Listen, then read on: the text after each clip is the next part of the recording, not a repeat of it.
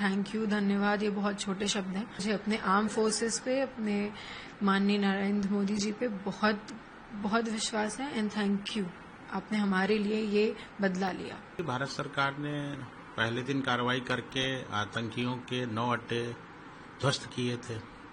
उसके बाद पाकिस्तान ने कुछ हमला करने की कोशिश की, ड्रोन अटैक से वो भारतीय सेना ने विफल कर दी है। सरकार ने तो प्रतिशोध लेने का पूरा प्रतिशोध लिया ही है। आतंकियों के 9 अड्डे पाकिस्तान में जो थे उनको नष्ट करने का काम किया है।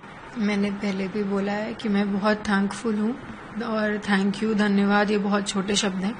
उन्होंने जिस तरीके से ऑपरेशन सिंदूर नाम रख के आतंकवादियों के 9 अड्डे खत्म किए थे, उनके लिए मैंने पहले भी कहा, मैं फिर से कहती हूँ, मुझे अपने आर्म फोर्सेस पे, अपने माननीय नरेंद्र मोदी जी पे बहुत बहुत विश्वास है एंड थैंक यू।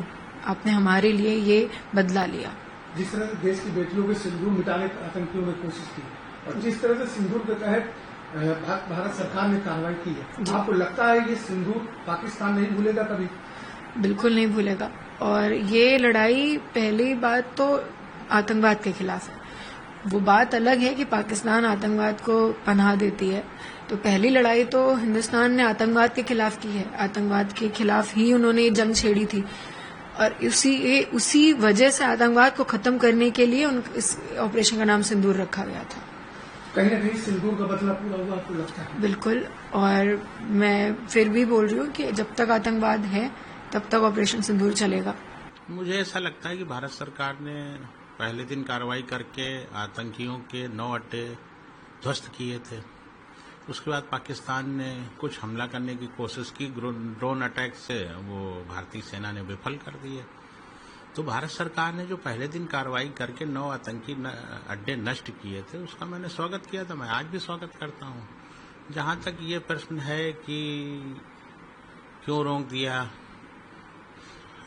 सबसे बड़ी बात यह है, हमें हमारे देश के प्रधानमंत्री पर पूरा भरोसा है।